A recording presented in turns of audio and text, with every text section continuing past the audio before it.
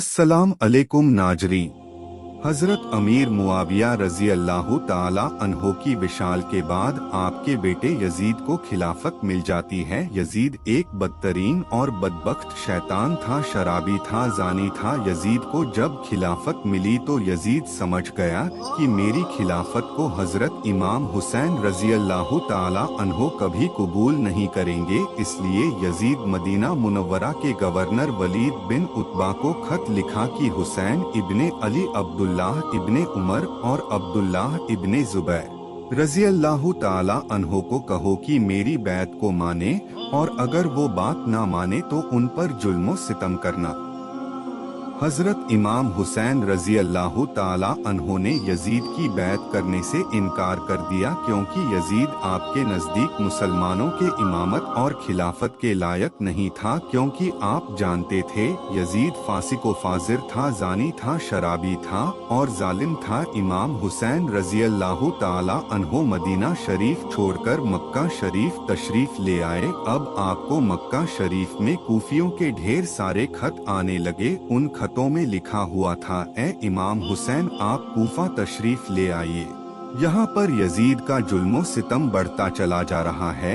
हम आपसे ही बैत करेंगे, यजीद की बैत हमें हरगिज कबूल नहीं है। हजरत इमाम हुसैन रजी अल्लाह ताला अन्हो ने हालात को समझ लौटने के लिए अपने भाई मुस्लिम बिन अकील रजी अल्लाह ताला अन्हो को यह कहकर कूफा भेजा कि जाओ, जाकर वहाँ के हालात मालूम करो, वहाँ के हालात कैसे हैं।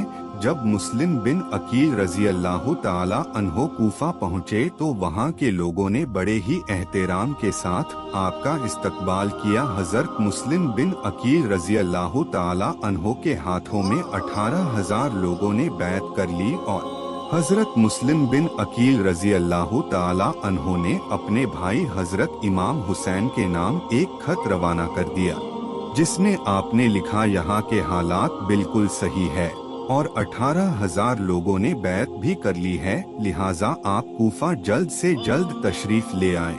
लेकिन जब यजीद ने उन लोगों को धमकियां और लालच दी तो वह लोग अपनी बात से मुकर गए और इमाम मुस्लिम बिन अकील रजी अल्लाह ताला अन्हो को शहीद कर दिया। कूफा के हालात इतने बदल चुके थे कि वह लोग जो हजरत मुस्लिम बिन अकील से मोहब्बत का दावा कर रहे थे, अब वही लोग आपकी जान के दुश्मन बन गए। वहीं दूसरी तरफ मक्का में मुस्लिम बिन अकील का भेजा हुआ खत हजरत इमाम हुसैन तक पहुंच चुका था, जिस खत में लिखा हुआ था कि कूफा के हालात बहुत अच्छे हैं, आप जल्द से जल्द तशरीफ ले आए। लिहाजा हजरत इमाम हुसैन ने फौरन कूफा जाने की तैयारी शुरू कर दी। हजरत इमाम हुसैन अपने तमाम अहले खाना के साथ कूफा के लिए रवाना हुए। इमाम हुसैन इब्ने अली को हजरत मुस्लिम बिन अकील की शहादत और कूफा की बेवफाई की खबर उस वक्त मिली जब आप मक्का शरीफ से कूफा की तरफ रवाना हो चुके थे। जब आप कूफा शहर के बिल्कुल करीब पहुंच गए तो आपको यजीदी फौज ने रोकने की कोशिश की। हजरत इमाम हुसैन ने फरमाया कि मैं तुम लोगों के बुलाने पर ही कूफा शहर में आया हूं, अगर तुम लोग चाहते हो कि मैं ना आऊं तो वापस जाने दो, मैं जाने के लिए तैयार हूं। यजीदी फौज ने हजरत इमाम हुसैन को कूफा शहर में दाखिल नहीं होने दिया, लिहाजा हजरत इमाम हुसैन अपने पूरे काफिले के साथ अपना रास्ता बदल लिए चलते चलते जब आप एक चटियल मैदान में पहुंच गए तो आपने एक शख्स से सवाल किया कि यह कौन सी जगह है। उस शख्स ने कहा, इस जगह को करबला कहा जाता है। आपने फौरन अपने पूरे लश्कर को हुक्म दिया कि यहीं पर खेमा लगा दिया जाए। मोहतरम अजीज दोस्तों, इस तरह से हजरत इमाम हुसैन करबला में पहुँचे। उधर यजीदी फौज को जब इस बात का इल्म हुआ कि हजरत इमाम हुसैन ने अपना खेमा करबला के मैदान में लगाया हुआ है, तो यजीदी फौज ने भी फौरन करबला के मैदान में पहुंचना शुरू कर दिया। यजीद की जो फौज करबला पहुंच रही थी उनकी सिपाह सालारी इब्ने साद कर रहा था। हजरत इमाम हुसैन ने इब्ने साद से कहा कि या तो तुम मुझे यजीद के पास ले चलो या फिर मुझे अपने शहर मक्का वापस जाने दो, लेकिन इब्ने साद इन दोनों बातों में से कोई भी बात नहीं मानी और वो आपको बैत करने पर मजबूर करता रहा, लेकिन हजरत इमाम हुसैन ने उसकी बात से इनकार कर दिया। दिन गुजरते गए और 3 मुहर्रम का दिन आ गया। अब जालिम यजीद ने इमाम हुसैन के सामने 22,000 सिपाहियों का लश्कर भेज दिया। दूसरी तरफ हजरत इमाम हुसैन के साथ 82 लोग थे, जिसमें औरतें और बच्चे भी शामिल थे। कितनी हैरत की बात है कि यजीदियों में इमाम हुसैन का इतना खौफ था कि जहां इमाम हुसैन सिर्फ 82 लोगों के साथ मैदान ए करबला में थे, जिसमें औरतें और बच्चे भी शामिल थे, वहीं यजीद ने मुकाबले के लिए आपके सामने 22,000 का लश्कर भेज दिया, जो कि इमाम हुसैन के सामने 100 गुना से भी ज्यादा था।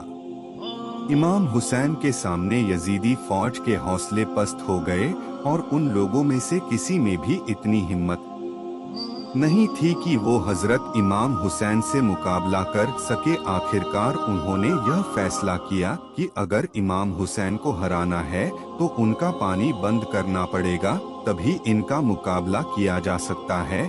दिन गुजरते गए और 7 मुहर्रम का दिन आ गया और 7 मुहर्रम को ही यजीदी फौज ने इमाम हुसैन के काफिले वालों पर पानी बंद कर दिया।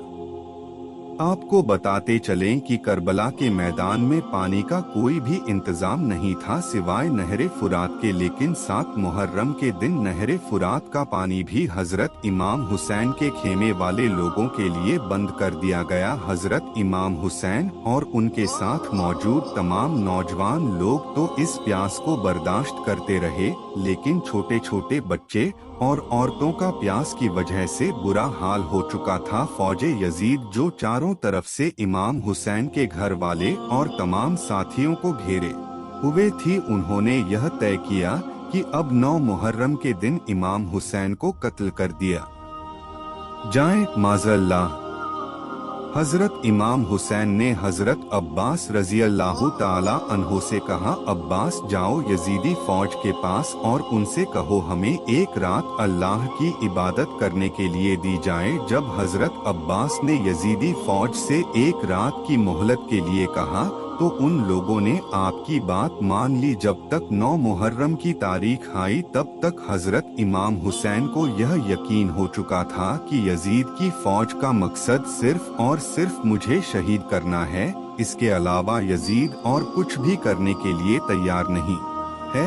इसलिए हजरत इमाम हुसैन ने 9 मुहर्रम की रात में अपने तमाम खेमे वालों को एक जगह पर इकट्ठा किया और आपने कहा कि यह बात तो तय हो चुकी है, यहाँ पर मौजूद सभी लोग 1-2 दिन के अंदर शहीद कर दिए जाएंगे, इसलिए यहाँ मौजूद आप में से जो भी वापस लौटना चाहते हैं वह लौट जाए। हजरत इमाम हुसैन ने फौरन खेमे में जल रहे तमाम दियों को बुझवा दिया और अंधेरा करवा दिया था ताकि जो भी जाना चाहे वो चला जाए। थोड़ी देर बाद जब दियों को दोबारा जलाया गया तो सारे के सारे लोग बैठे आंसू बहा रहे थे, यानी कोई भी हजरत इमाम हुसैन को छोड़कर जाने के लिए तैयार नहीं था।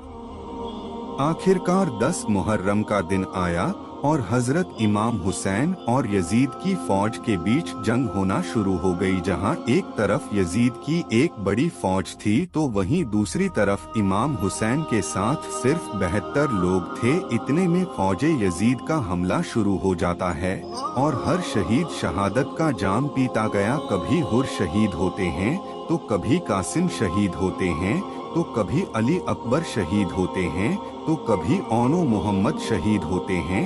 3 दिन के प्यासे इमाम हुसैन के घर वाले और तमाम लोग यजीदी फौज से जंग करते रहे और एक एक करके शहीद होते गए।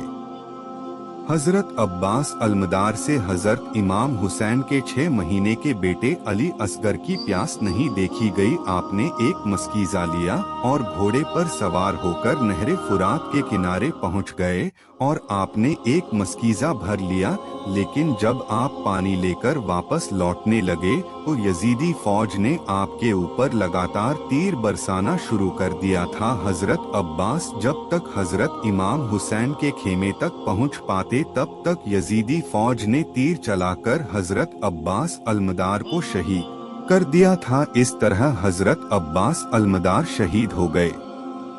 इस तरह एक एक करके तमाम अहले बैत के नौजवान और हाशमी शेर शहादत का जाम पी लेते हैं। धीरे धीरे करके जब हजरत इमाम हुसैन के सभी अफराद शहीद हो गए तो उसके बाद हजरत इमाम हुसैन ने खुद मैदान में तलवार लेकर निकलने का फैसला किया। इमाम हुसैन अपनी तलवार से काफी लंबे वक्त तक यजीदी फौज का अकेले मुकाबला करते रहे। हजरत इमाम हुसैन के तन्हा होने के बावजूद भी आपके मुकाबले में कोई भी नहीं आना नहीं चाहता था, और उसकी सिर्फ एक ही वजह थी, और वजह यह थी कि आप हजरत अली के बेटे थे। उस वक्त यजीदी फौज का एक कमांडर इब्ने साद को यह यकीन हो चुका था कि हम किसी भी तरह से हजरत अली के बेटे का मुकाबला नहीं कर सकते हैं, इसलिए उसने अपने तमाम फौजियों को इमाम हुसैन के ऊपर एक साथ हमला करने का आर्डर दिया। तमाम लोग हजरत इमाम हुसैन पर एक साथ मिलकर हमला कर रहे थे, लेकिन उसके बावजूद भी इमाम हुसैन लगातार यह साबित कर रहे थे कि बातिल चाहे तादाद में जितने भी हो, लेकिन वो हक और सच के मुकाबले में बिल्कुल भी टिक नहीं सकता। जब हुसैनियत और यजीदियत के बीच बड़ी ही खतरनाक जंग चल रही थी कि इसी बीच में नमाज़े असर का वक्त हो गया। हजरत इमाम हुसैन ने ऐसे मुश्किल वक्त और ऐसी जख्मी हालत में भी असर की नमाज पढ़ने का इरादा किया। आपने जैसे ही नमाज पढ़ना शुरू किया, यजीदी फौज को वह मौका मिल गया जिसका वह लोग एक लंबे वक्त से इंतजार कर रहे थे, यानी जैसे ही हजरत इमाम हुसैन सजदे में गए, सिमर जिल जोसन ने आपकी गर्दन पर तलवार चलाकर आपके सर मुबारक को जिस्म से जुदा कर दिया। हजरत इमाम हुसैन की शहादत के बाद यजीदियों ने आपके सर मुबारक को नेज़े पर रखकर पूरे कूफा में घुमाया था। आपके सर मुबारक को गली गली में घुमाकर जुलूस निकाला गया था। करबला की इस जंग में हजरत इमाम हुसैन के घर वालों में से सिर्फ आपकी एक औलाद ही बच सकी थी, जिनका नाम हजरत ज़ैनुल आबदीन था। इसके अलावा हजरत इमाम हुसैन के घर की तमाम औरतों को कैदी बनाकर कूफा लाया गया था। भले ही उस दिन इमाम हुसैन रज़ी अल्लाह ताला अन्हो को शहीद कर दिया गया था, लेकिन आज भी हजरत इमाम हुसैन रज़ी अल्लाह ताला अन्हो पूरी दुनिया में कयामत तक के लिए जिंदा है। यजीद डूब गया शाम के अंधेरे में, हुसैन जिंदा है हर दिल में रोशनी की तरह। अगर आपने हमारे चैनल को सब्सक्राइब नहीं किया है तो सब्सक्राइब कर दे ताकि आने वाली हर वीडियो आप तक पहुंचे।